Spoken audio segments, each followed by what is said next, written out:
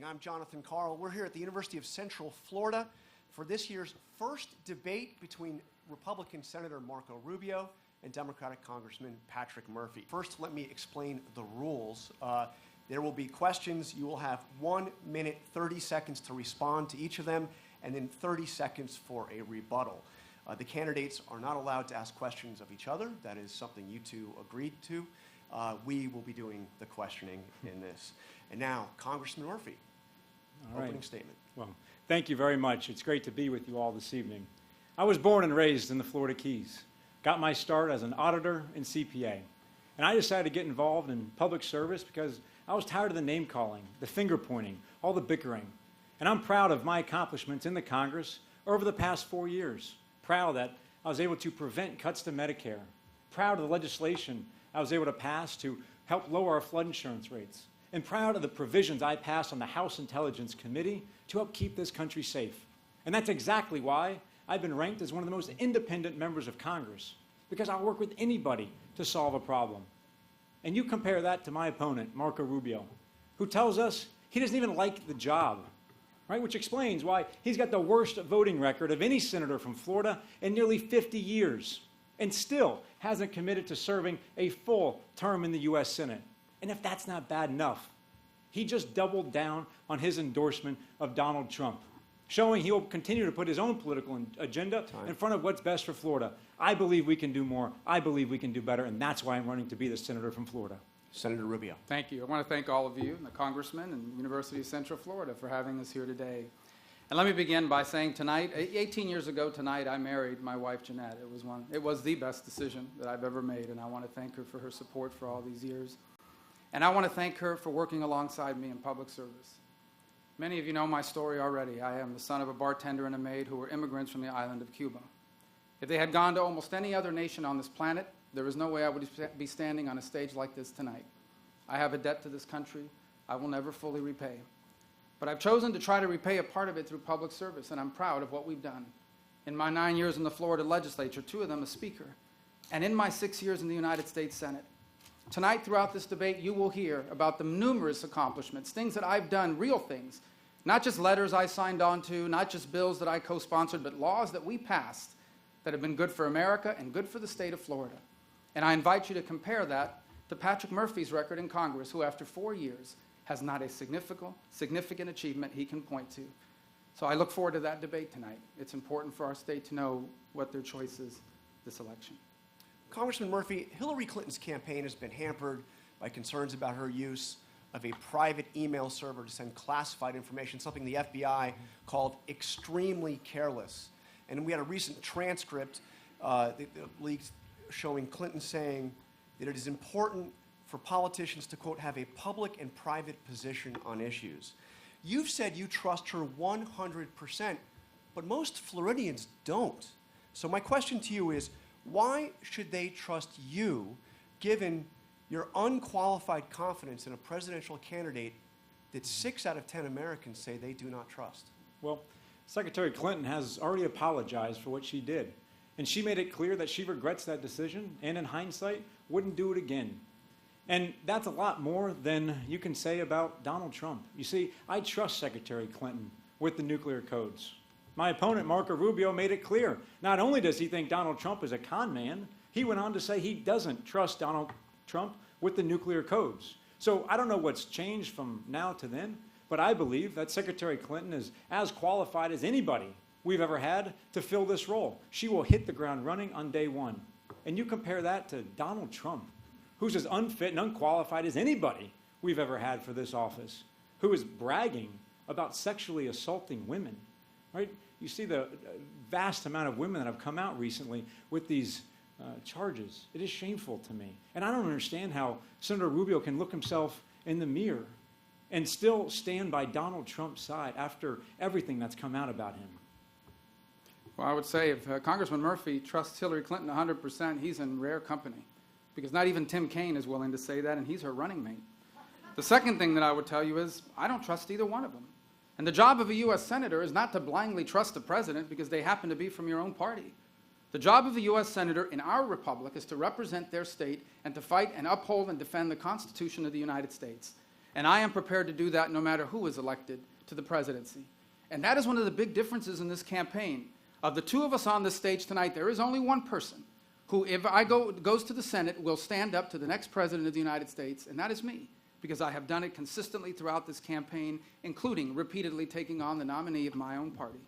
But, Senator, if you can't stand up to Donald Trump as a candidate, how in the world are you going to stand up to him as the President of the United States? Think about what he's done. Think of how unqualified he is. Just a couple weeks, it came out that he has violated the embargo, something that I know you care a lot about, and you still stand by his side. He said that Mexicans are rapists and criminals. Right? He wants to deport 11 to 12 million people from this country. Right? He makes fun of disabled people and veterans, and you've continued to stand by his side. You see, there's been 16 U.S. senators that had the courage and the internal fortitude to not only disavow Donald Trump, but unendorse him. And you doubled down on your endorsement of him. So where's the courage? It proves to all of us that you're going to continue to put your own political ambition in front of what's best for Florida. Congressman Murphy, on this stage tonight, there's only one person that's ever run against Donald Trump and tried to defeat him, and that was me.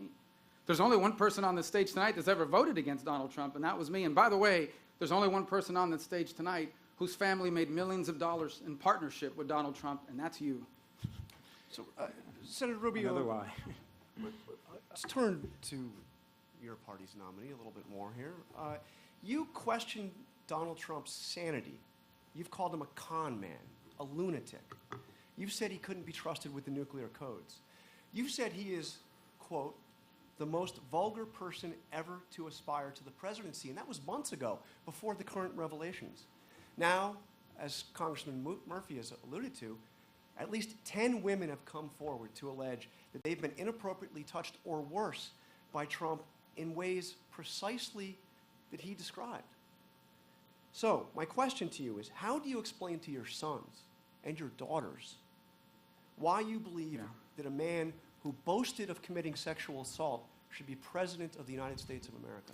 Well, if there are any kids in America who understand what a horrifying choice America has in this election cycle, it's mine, because they've lived through it over the last 14 months. It's not just my children. I feel terrible for the young people across America I run into every day that tell me this is the first time I'm ever going to vote, and what they have before them are two deeply flawed candidates. I stand by everything I ever said in the Republican primary. And I would admit right off the bat, this is not the most inspirational choice we've ever had in American history in terms of these two candidates. There's no doubt that there is a lot of things I disagree with in the nominee of my party, and I've taken him on when he says things that are wrong on policy, and I've condemned him when he said things that are aggressive, outrageous, vulgar, and inappropriate, and I will continue to do so. The problem is the other party has nominated someone who has repeatedly violated federal law. They violated someone who destroyed evidence.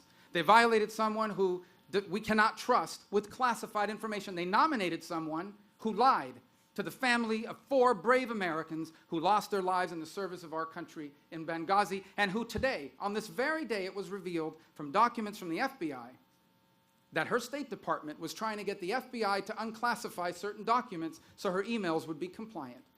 A person who has a 30-year record of scandal and outrage.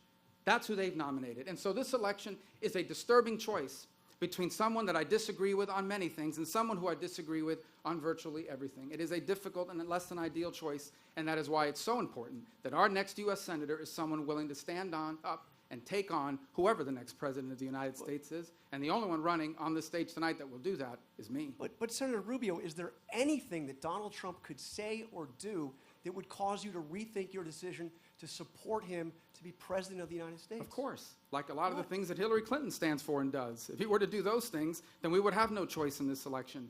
Listen, I think it's pretty clear Donald Trump was not my first choice or even my 10th choice to be the nominee of the Republican Party. 14 million voters in the Republican primaries chose differently. But one of the reasons why I changed my mind and ran for re-election is because I know that no matter who wins this election, you are going to need people in the United States Senate willing to stand up to the next president of the United States when they are wrong on policy or when they are wrong on their behavior. And I'm the only one running that will. I have repeatedly done so when it comes to the nominee of my party. Congressman Murphy hasn't once broken with the nominee of his party. When she's been caught doing all these things, he has not once condemned her, not once pointed finger at her, has not once broken with her on any of her behaviors, or quite frankly on any of her major policies. Congressman Murphy. Yes, I mean, it's disturbing to hear my opponent say this after it came out that Donald Trump had been taking advantage of women, that he is a serial, abuser. Senator Rubio tweeted something out. 160 GOP officials had the courage to stand up and say that that is wrong, and they unendorsed Donald Trump. So no, this isn't just a binary choice, and there are people that have the courage to stand up to do what's best. And I appreciate your question, because you do have to look your children in the eye in 10 to 15 years from now and explain this position. There's a famous quote from James Clark. It says, "A politician thinks of the next election. A statesman thinks of the next generation." Sometimes in life, you got to think a little bit deeper, right? You got to dig inside and think about the consequences of what we're doing, of what we're saying, of what our candidates represent. And it's exactly why I have one of the most independent voting records in the entire Congress. Because I don't put on blinders and just vote. I do what I think is best, and I will always stand up for something if I think it's wrong. All right, let's turn. If I may interject, I am thinking about the next generation, Congressman. I'm thinking in specific about my 4 children, which is why I don't want to see Hillary Clinton to be president of the United States, because she will redefine the Supreme Court in a way that will redefine the Constitution of the United States for the better part of a quarter century. And I also am thinking about my children because of the Iran deal, which this president put in place and which you wholeheartedly support, an Iran deal that delivers billions of dollars to the world's leading sponsor of terrorism, an Iran deal that already delivered hundreds of millions of dollars in cash to the Ayatollah in Iran. It's a deal that you support, a deal that you said is going to lead to peace in our time. Well, look up the history books. The last person that said that has regretted it for over 80 years. This deal will not lead to peace in our time. It will lead to a nuclear Iran with missiles capable of reaching the United States of America. That's the future that I'm concerned about, and those are the policies Hillary Clinton supports, and so do you. You said you don't trust Donald Trump with the nuclear codes. You sit on the Intelligence Committee. You know what's at stake in this election. Right. Donald Trump wants to be buddies with Vladimir Putin. Says there's nothing wrong with him, that he's a strong leader.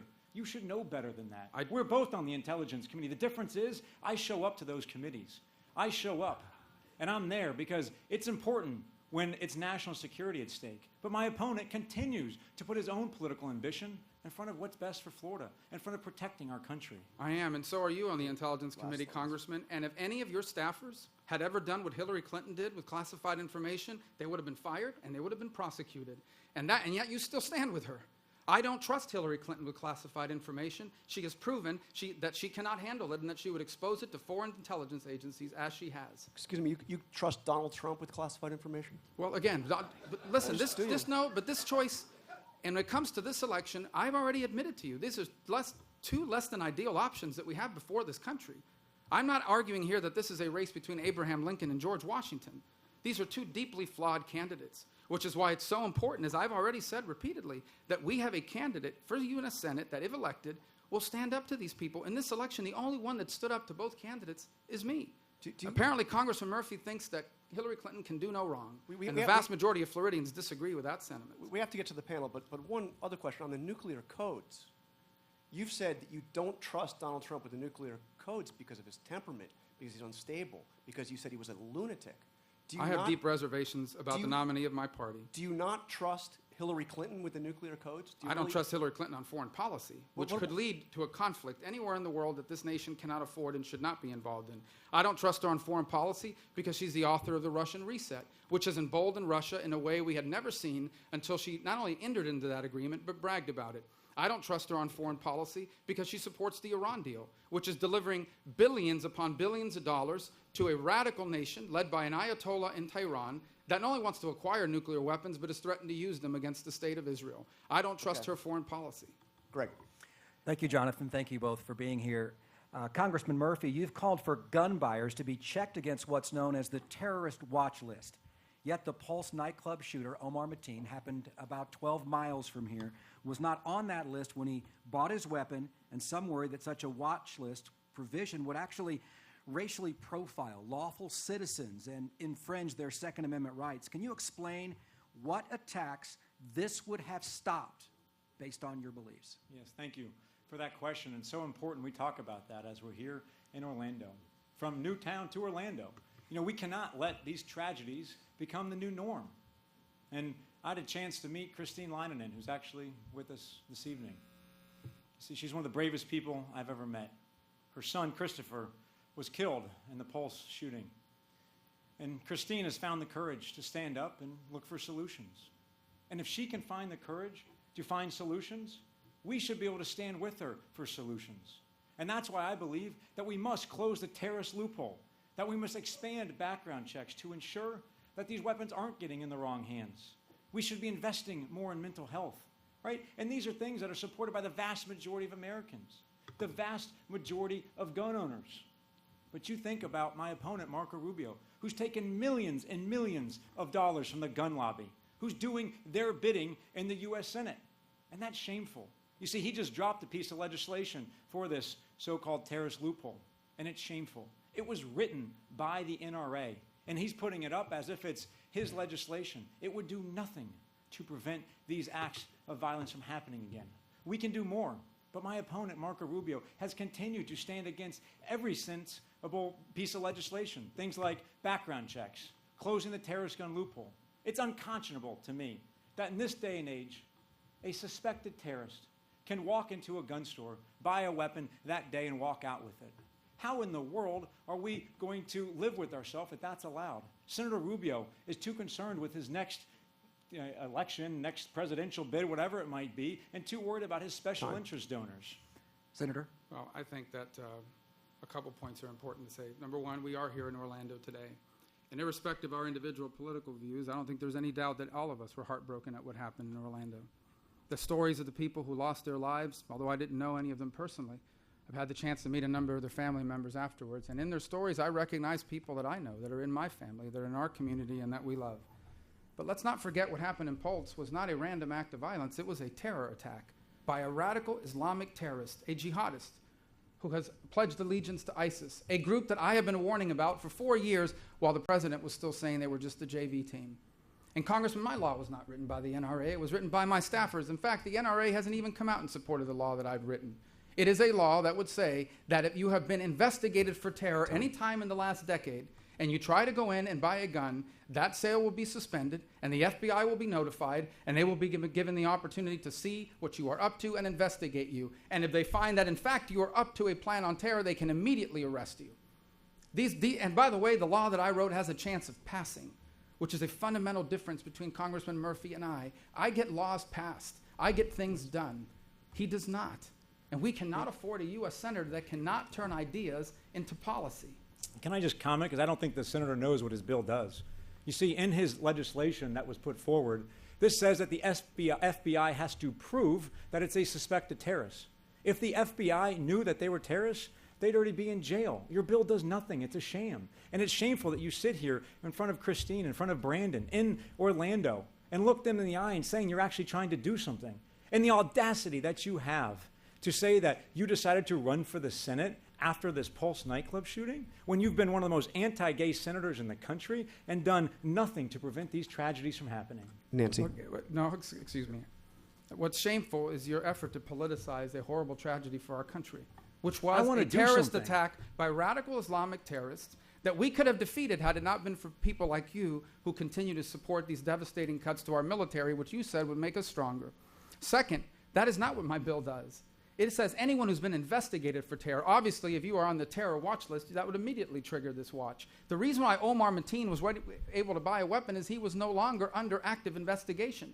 And what this bill would do is it would say if you have even been suspected of terror in the last decade, the FBI will be notified that you've gone in to buy a gun and will have the opportunity to stop that sale and to investigate what you're up to. It does have due process protections because while those lists are informative, they are not perfect. And there are people in this country who wind up on those lists or even under investigation that end up being cleared and including a journalist at the Weekly Standard in Washington, D.C.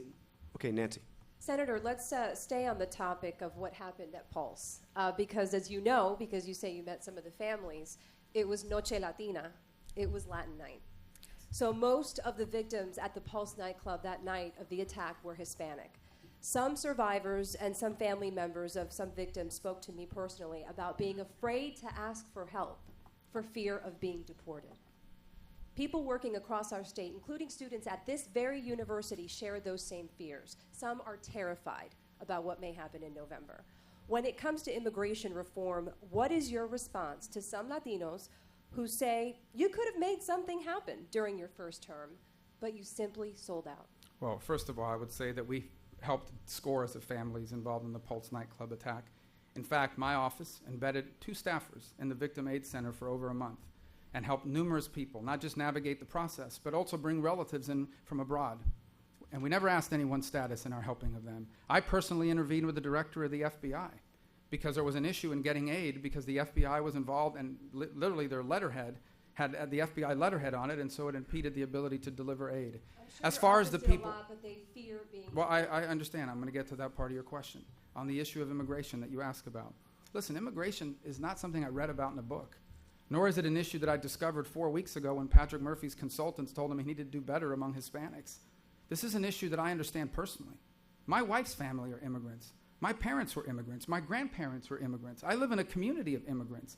I personally know people, children included, who are in this country out of status, illegally brought here at a very young age. And I see the sadness that they're going through. I want to fix the problem. We cannot fix it with a comprehensive approach and a one-size-fits-all bill. The votes just simply aren't there. There's only one way forward on immigration, and it involves a 3-step process. Step 1 would be to prove to the American people that illegal immigration is truly under control. The second step would be to modernize our legal immigration system so that it's not as bureaucratic and it works better. You don't have to hire 1,000 lawyers to help you navigate the process. I know that once we've done those 2 things, the enormous majority of Americans, the enormous majority of Floridians, and the enormous majority of Republicans would support doing something very reasonable with people that are not criminals that have been here a long time, and especially with young people who were brought here through no fault of their own. Excuse me. You know, after hearing your story again, it's even more shocking that you turned your back on those who trusted you the most. You see, we are a nation of immigrants. That's what built this country. And you used to be the champion. You were part of the Gang of 8. You were the champion of comprehensive immigration reform. And then what happened? You decided to run for president. So you flip-flopped on that issue. And you now don't support a pathway to citizenship. You no longer support those dreamers. And if that's not bad enough, you've doubled down on your endorsement of Donald Trump, the man who wants to build a wall, who thinks that Mexicans are rapists and criminals, who wants to deport 11 to 12 million people, and that's who you're supporting? Senator, it's shocking that you continue to put your own political ambition in front of what's best for Florida and these immigrants. If I may respond, first of all, Congressman Murphy, you've never even been involved in the immigration reform issue.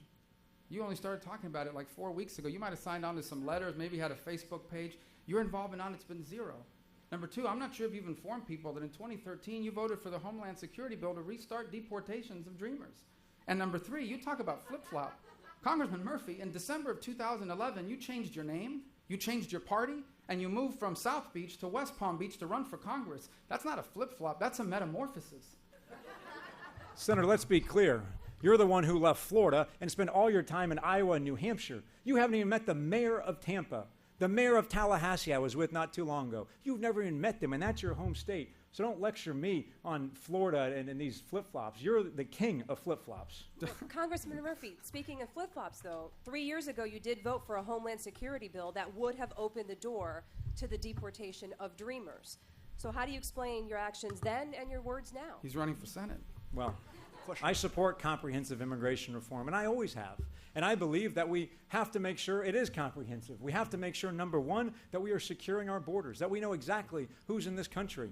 We have to make sure that there is a pathway to citizenship, to make sure that everybody that's in this country, undocumented, that they have that pathway. They've got to get in the back of the line, right? They've got to pay their back taxes, and we've got to make sure that there is that pathway. We've got to make sure those students that are in this country going to our great universities don't get deported the day after they graduate. They deserve a pathway to citizenship. Mark Caputo. Question for you, Congressman Murphy. You support the Affordable Care Act, Obamacare, but people have seen their premiums rise. Even though it's called the Affordable Care Act, some people say these are becoming unaffordable plans.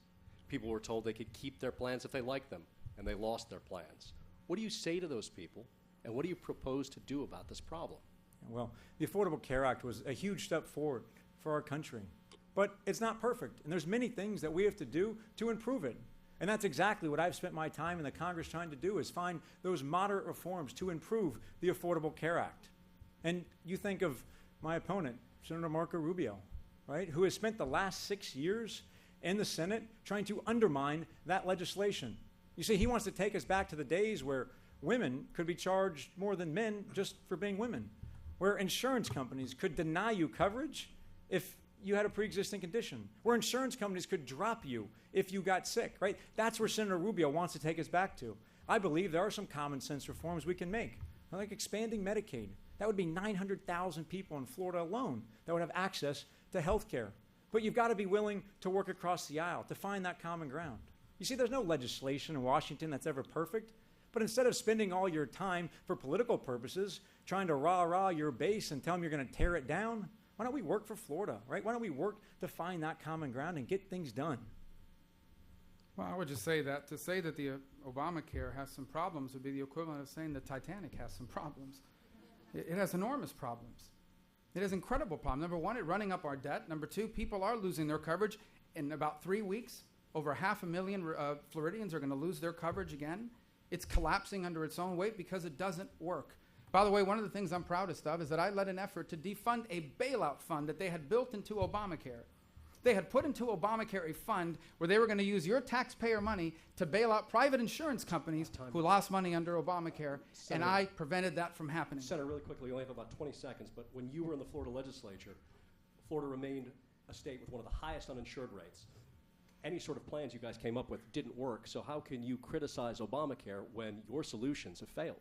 Well, first of all, the solutions we had offered is one that actually provided market competition. Sadly, the governor of the state of Florida undermined that effort for 2 years, then Charlie Crist. But I've also offered a specific plan to replace Obamacare. I do not stand for what Congressman Murphy said. I've actually offered a concrete, specific, and detailed plan to replace Obamacare. Every American will either have tax-free money from their employer to buy health insurance, they will be provided health insurance from their employee, or they will have a refundable tax credit to purchase health insurance from any company they want in America across state lines. Can I comment real quick on his plan? We've got to take a quick break. We'll be right back. Higher education is important to me because it transformed my life. We encounter our greatest risks when we dream too small. My dream for UCF is that it be recognized as one of the great universities in this country, a large-scale institution that can meet the needs and the demands for higher education. We're blessed with a faculty and staff who are willing to put in the effort and use the power of higher education to transform lives.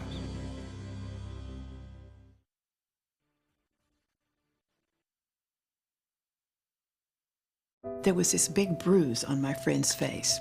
I didn't want to see it. I didn't want to think her own nephew could have hit her. I didn't want to see it. My mother's bank account was emptied, and a caregiver had taken control of it. I didn't want to see it. My father's refrigerator, there was hardly anything in it. That's unusual for him. It's tough to see that a senior citizen is being abused, physically, emotionally, sexually, or financially. Elder abuse is a crime. So see the signs, stop the crimes. This is a special health alert for seniors suffering with joint pain. If you have Medicare insurance, you may qualify for high-quality support braces at little or no cost. I'm thrilled with my knee braces. Now, there is a simple and proven solution for seniors to get out of pain with state-of-the-art support braces. I barely feel any pain at all. Braces for your knees and back, as well as your shoulders and ankles, too. I'm so happy with the quality of these braces. Call now, and you could qualify for a pain-relieving brace at little or no cost. I can play ball again, and it doesn't hurt. And because of my Medicare coverage, it costs me next to nothing. So call now. And because I have this red, white, and blue Medicare card, my braces have cost me just about nothing. It's true. You may get a knee, back, shoulder, and ankle brace at little or no cost. They qualified me for 2 knee braces and a back brace. If you have knee or back pain, give them a call. They can help. 1-800-476-8967. 1-800-476-8967. Your home is the largest investment you have. So when you're looking for furniture, window treatments, and accessories from America's top brands like Henredon, American Leather, and Hunter Douglas, the only place you need to go is Bacon's. Quality, service, price. Bacon's Furniture and Design, Sarasota.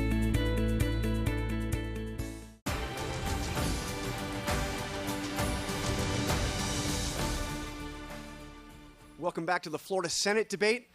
I'm Jonathan Carl. The next question goes to Senator Rubio. Senator Rubio, you had the worst attendance record in terms of votes of any of your colleagues in the Senate in 2015. And over the past year, you have missed a third of all roll call votes. So my question to you is, given that voting record, why should the voters of Florida send you back to the Senate, especially given this time you're not even willing to promise to serve your full 6-year term? Well, first of all, I didn't like missing the votes. But like every sitting senator in the history of this republic that mounted a credible campaign for the presidency, I did. But I ran for president because I deeply believe this country's headed in the wrong direction. I ran for president for the same reason I ran for the Senate in 2010 and the same reason I seek re-election now. I truly believe that if we continue on the road we are on right now, we are going to be the first Americans that leaves our children worse off than ourselves. That's why I ran for the presidency of the United States. As far as my commitment to the office, however, that's proven by the results I've gotten for this state and for this country. On foreign affairs, I passed the Girls Count Act, a bipartisan law that takes on human trafficking. My law, we passed it. I passed laws that sanction Hezbollah, the toughest sanctions ever on Hezbollah, to the point that Hezbollah has attacked me by name. I not once but twice passed sanctions on Maduro and his dictatorship in Venezuela. We passed the VA Accountability Act. Again, my law that we got passed for this, that helps, obviously, an incredible issue in the state because of our veterans. We passed the Foreign Aid Transparency Act. These are actual achievements of things that I've done that we've passed and that prove not only my commitment to the job and my commitment to the state, but my commitment to my service in the United States Senate. And I invite the voters to compare that to Congressman Murphy's record. He does not have a single signature achievement in his entire 4 years in the United States Congress. Not a single law that he has sponsored has been signed into law by the president of his own party. And Florida cannot afford to send to the U.S. Senate someone who has never achieved anything after 4 years of serving in Congress in Washington, D.C. Yeah, can I clear that up, please? Senator, it's interesting you say that because you've actually co-sponsored 2 pieces of legislation that have passed the House. Legislation that'll help our citrus farmers, the folks that are unfortunately dealing with citrus greening. You signed on to legislation that will help lower flood insurance rates for so many Floridians. And I'm proud of my accomplishments, proud of what I was able to do in the minority in the U.S. Congress, one of the more dysfunctional bodies in the history of our country. And if that's not enough, what about the $2 billion I was able to reach across the aisle, find some friends to work with, and authorize to help fund the cleanup efforts for the Everglades, the intelligence provisions that have helped protect this country? And I'm proud of those accomplishments. So, Senator, back to the original question, will you join me tonight in signing a 6-year pledge that you are committed to serving this job and not going to seek higher office? We did have a rule of not asking each other questions. If you care to answer. Sure. Well, can I go ahead and rebut the whole thing? If you'd like Number one, 30 seconds. I'm going to serve 6 years in the United States Senate, God willing, and I'm looking forward to it. Number two, not being in the minority is not an excuse. 4 of the 6 years I've been in the Senate, I was in the minority. Your opponent in the primary was Alan Grayson, someone who, by most accounts, is an interesting guy. And he got many more things done than you did, despite his things standing in the way of him being otherwise successful. And you talk about the Everglades, Congressman, let me tell you something. I convinced, after years of opposition, the chairman of the Water Committee, Jim Inhofe, to change his mind and support the Central Everglades Planning Project. In essence, I got more done for the Everglades in 1 day than you did in 4 years. Just to clarify, you got someone to change their mind? Are you serious? That's laughable.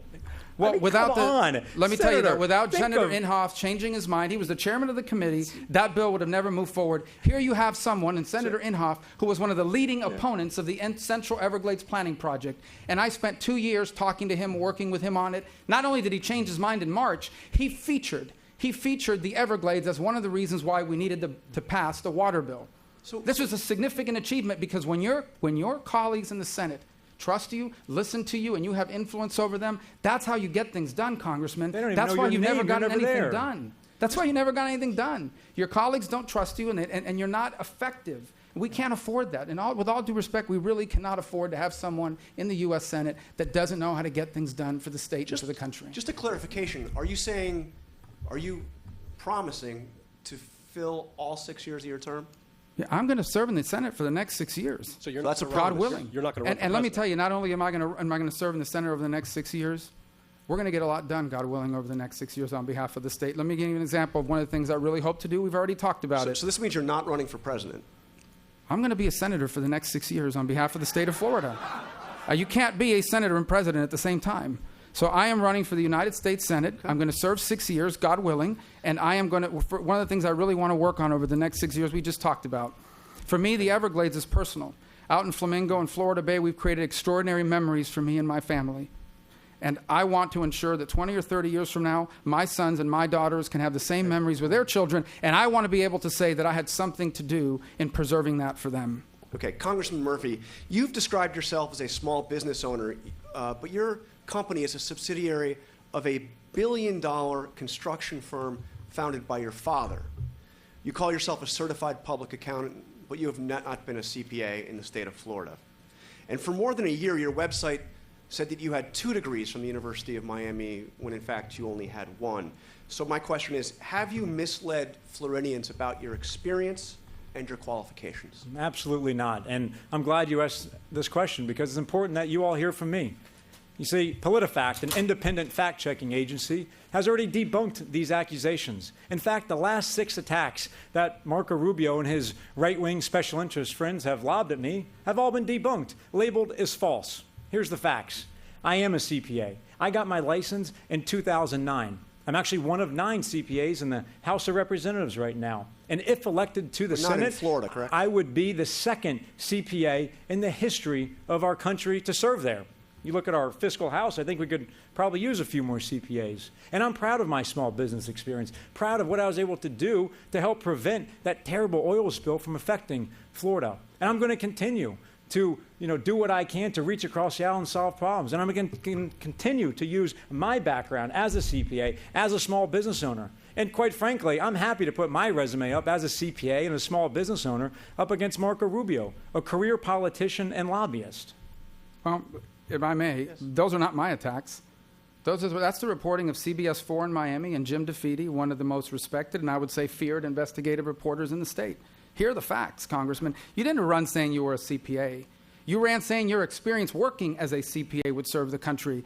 You've never had a license to work as a CPA in Florida, so either you never worked as a CPA or you were working illegally as an unlicensed CPA. Number 2, you never had a single contract to clean up the Gulf of Mexico. So the company was only open for 5 months and it lost money from the beginning. And number 3, you didn't have a dual degree from the University of Miami because they don't give dual degrees at the University of Miami. Why does someone make things up about their record? Because they don't have a real one to talk about. He has yet to cite a single major legislative achievement in his name or a single major cause that he has led in his 4 years in Congress. Congressman, you're not some outsider running to go in the Senate. You are a sitting congressman who have been in the Congress for 4 years, and we are 40 minutes into the debate, and you cannot tell us a single signature achievement that you have been able to achieve in your 4 years in the House. Not Congressman. one. Yeah, Senator, I kind of feel bad for you how little you know about business, actually. You see, the CPA is the same in all 50 states. It's the same exact test. And small business experience actually does matter.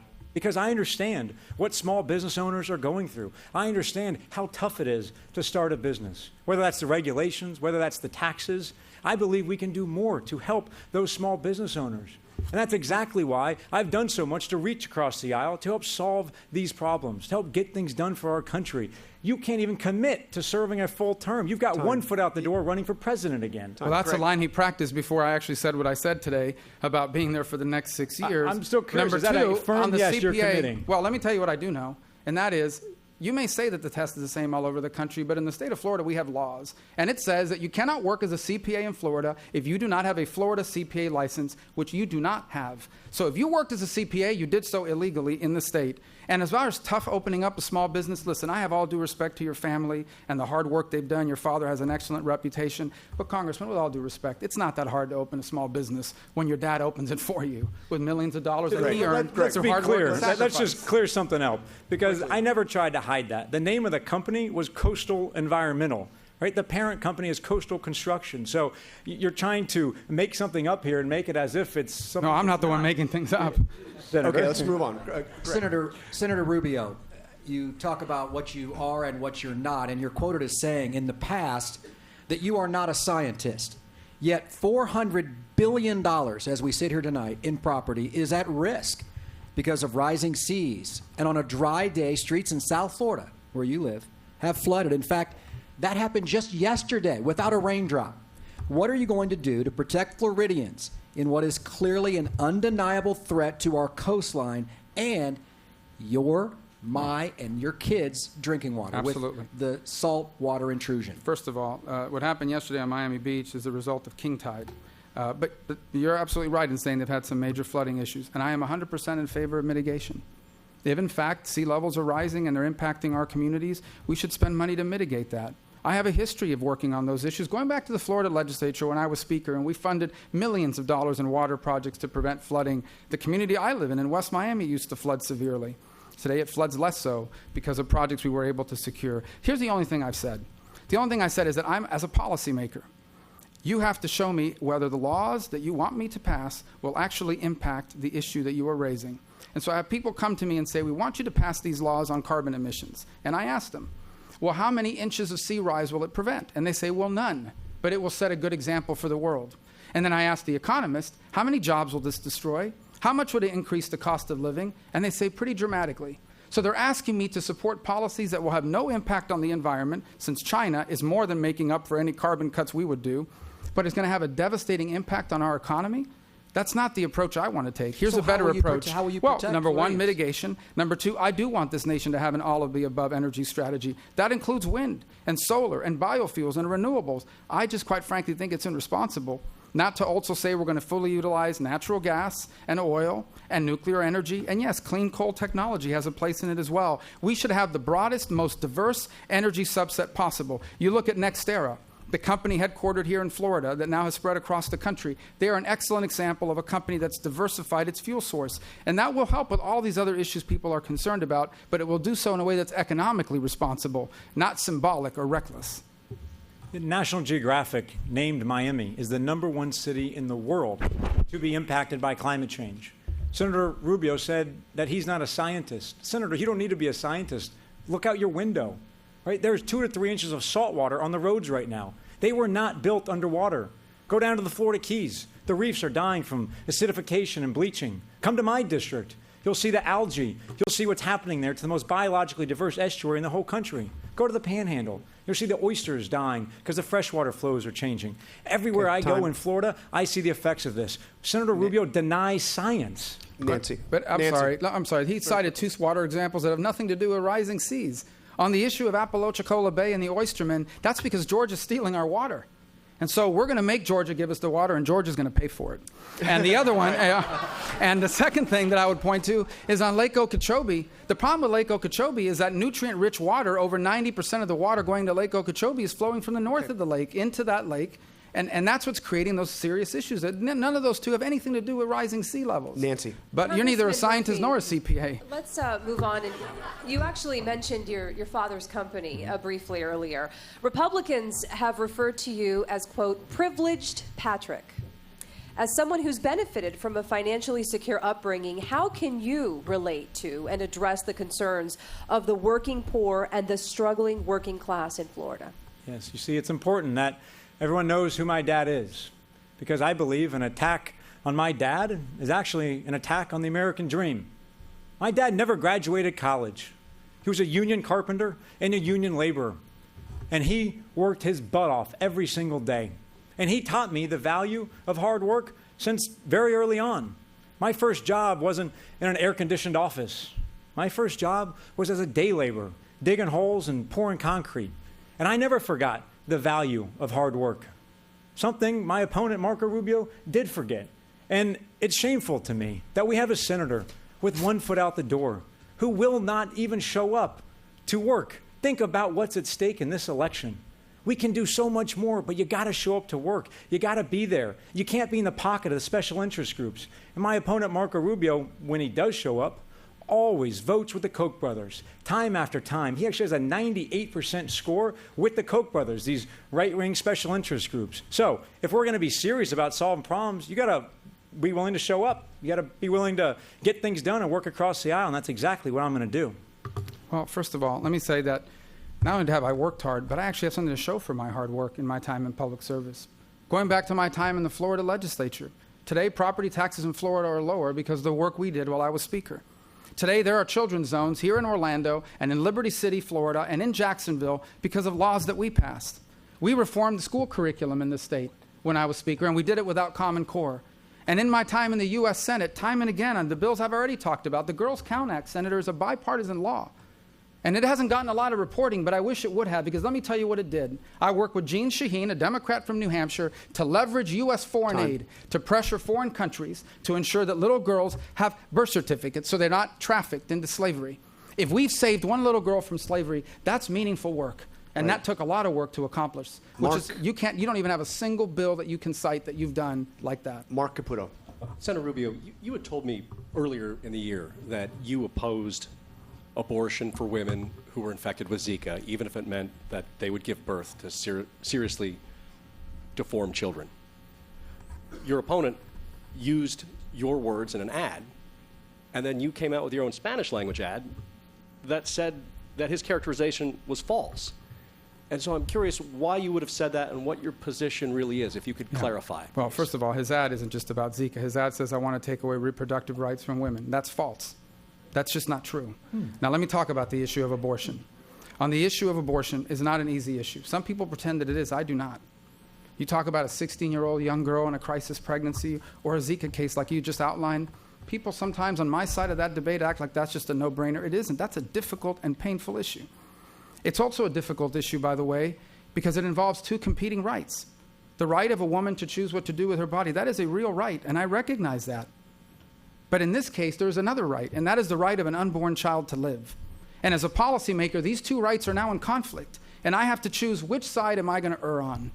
And if I'm going to err on the side of life. And Mark, I understand that the vast majority of Americans and the vast majority of Floridians perhaps disagree with my view on this issue. But for me, this is not an issue of politics. It's something I feel deeply and passionately about. I believe that all human life is worthy of the protection of our laws, and I respect people that have reached a different conclusion on this issue. But this is how I passionately feel. It's not political to me. If it was, I would take a poll, and I know what the poll is going to say. Here's what I do think is outrageous. What I do think is extremist and outrageous is people like Patrick Murphy and Hillary Clinton that believe no abortions of any kind should be illegal. They believe that it should be legal to abort a child even up to the day before they are due to be born. They believe in partial birth abortion.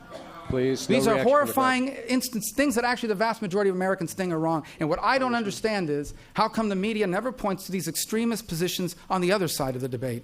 Congressman. Yeah. See, my opponent does not support a woman's right to choose in the case of rape, in the case of incest, or a mother infected with Zika. My opponent went on to put his own political ideology in front of keeping our government open, right? Supporting the defunding of Planned Parenthood instead of keeping our government open. And if that's not bad enough, Senator Rubio supported legislation that became known as the Scarlet Letter. This is legislation that said a woman who wanted to put her child up for an adoption had to take out a newspaper ad and disclose her sexual history. Imagine a woman, victim of rape at her darkest moment, taking a newspaper ad to disclose her sexual history. Mark, do you regret that vote, Senator? Mark, you were around in Tallahassee when that vote passed, and people that covered it understand that vote had the vote of a bunch of Democrats included. No one knew that that's what the law would do because it was an error in the way it was drafted, and it was immediately repealed. And Congressman, this is like the third time tonight that you imply that I don't somehow respect women or that somehow I'm someone that condones the outrageous behavior that the nominee of my party or others may have conducted against women. Congressman, you're the one that posted a picture 4 years on Facebook of you groping a woman. That's inappropriate behavior. And so again, you look at my record, you look at the things that I've done. Some of these issues are very difficult issues, but I do so with the utmost respect for others who have a different point of view. I think you... Yeah, let's just talk about Donald Trump again, right? I mean, think about who my opponent, Marco Rubio, has endorsed to be our next president, bragging about sexually assaulting women. I don't need to hear a lecture from you on women's rights. You do not support a woman's right to choose. When asked about equal pay for women, your quote was that it's a waste of time. Florida and women in Florida are paid about 85% of what a man makes for the same job. And you think that's a waste of time? We can do more. We can do better. And I believe that you've got to show up to get these things done. And unfortunately, you haven't been there for that. Congressman Murphy, the women in your office make 85% what the men do. So again, I don't know how you can stand here and accuse people of that. Here's the second point there. You talk about the equal pay law. Of course I'm for equal pay for women. I have two girls that are 16 and 14 that in less than a decade will be in the workforce. And I would be outraged if they are good or is better than a man and they're not getting paid the same amount of money. The law you're talking about would have done nothing. Let me tell you what the law you're talking about would have done. Suppose you're a small business, or any business for that matter, and you have two excellent employees, and one is a woman and one is a man. And the woman is much better than the man. And so another company from halfway across the country comes and tries to hire her away, and you try to give her a raise to keep her. You can't, unless you give the man a raise under that law that you supported. It has unintended consequences that would not have achieved parity in pay, but would have had these consequences of making it very difficult for businesses to actually give raises to men and to women. Okay, I have a question to both of you. There's been a lot of question about the legitimacy of this election. Donald Trump has said this election is absolutely being rigged. He's talking not just about media coverage, but he's saying that precinct by precinct there is voter fraud throughout the country. So my question to each of you is, do you have faith in the democratic process in this state and in this country? And do you believe the voters of Florida should have faith in the results on November 8th, both of this race and of the presidential race? I'll begin with you. Absolutely. This election's not being rigged. And I'm going to explain to you why it's not being rigged in Florida and why I hope he stops saying that. Why he should stop saying that. We have 67 counties in this state, each of which conduct their own elections. I promise you there is not a 67-county conspiracy to rig this election. Second, the governor of the state of Florida is a Republican who appoints the people that run the division of elections. Third, there's no evidence behind any of this. And so this should not continue to be said. And do I believe people should have confidence? Yes. And do I believe they should vote? Absolutely. And let me tell you what, let me add to this. This is a state that literally has millions of people who came here because they couldn't vote in the nation of their birth. It would be a tragedy if they gave up their vote here as well. Congressman. Donald Trump said it himself. He's unhinged now, right? He's going to stop at nothing to try to gin up his right-wing base. Unshackled was his term, unshackled. Unshackled, unhinged. Really, who's counting at this point? Think about what Donald Trump has said. I believe what sets us apart as a nation, one of the many things, is that we do respect our election process, that we do have fair elections where people are going to show up. And Senator Rubio and I are going to tell you all that we do, and we are going to accept the results of this election. But unfortunately, you're still standing by Donald Trump's side, and that is shameful to me. There is too much at stake, and words matter when it's the presidential nominee. Okay, I want to get one last question. We have to keep the time. On the question of Cuba. Congressman Murphy, you have praised President Obama's opening to Cuba. Given the continued human rights abuses on the island, the lack of progress since the opening began, do you support lifting the U.S. embargo on Cuba, yes or no? Would you vote to lift the embargo? Well, I do support the president's attempts to normalize relations with Cuba. And look, I have aunts and cousins that are Cuban. I remember every Christmas Eve going around, sitting around the cocina, talking about politics, talking about Cuba. So I understand that this is a very personal issue for many people. And I respect my opponent's position on this. But we've had over 50 years of a failed policy that hasn't worked.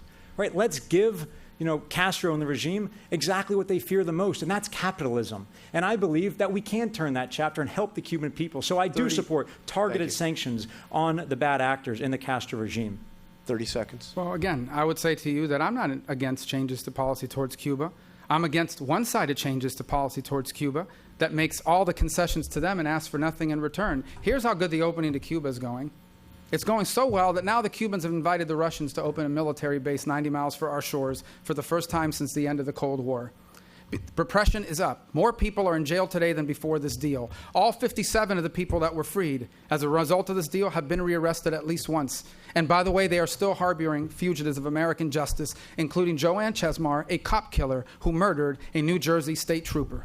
This deal is not working out well for anyone except Raul Castro and his cronies that make millions of dollars off of this opening. Okay, that is all the time we have for questions. We now turn to closing statements. Congressman Murphy, you're first. Well, thank you for moderating. Thank you all for being here. Thank you, Senator Rubio. I'm proud of what I've accomplished over the past 4 years in the Congress. Proud of the cuts I was able to prevent to Medicare. Proud of legislation I passed to ensure that we lower flood insurance rates. Proud of the $2 billion I was able to help bring home for the Everglades. And I'm going to continue to show up because I'm also proud of my 97% voting record. You compare that to Marco Rubio, the worst voting record of any senator from Florida in nearly 50 years, right? 1 foot out the door. Florida deserves better. Think about what's at stake in this election.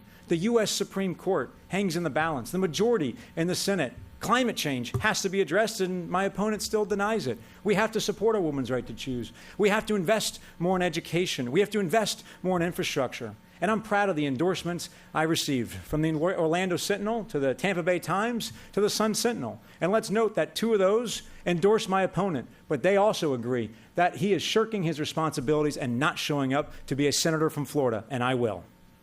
Senator Rubin. Thank you, Congressman, and thank you all for this hour we've been here together. The hour has now passed, and you have yet to hear much of a record after 4 years in Congress for Congressman Murphy. He talks about saving cuts to Medicare. He didn't save cuts to Medicare. He signed on to a letter. If signing on to a letter, which, by the way, I signed on to as well 2 months before he did, but I haven't talked about that tonight, because if signing on to a letter is the sign of an achievement today in Washington, well, that tells you everything you need to know about what's wrong with that place. I'm honored to have served the people of Florida in the U.S. Senate. I want to continue to do so, and I'm proud of what we've achieved in our time there. I'll talk about them again tonight, but there's one in particular that I'm very proud of, and that's the work I did on behalf of some very important people, many of whom still live in this community, and that's the Borinqueneers. They're from Puerto Rico.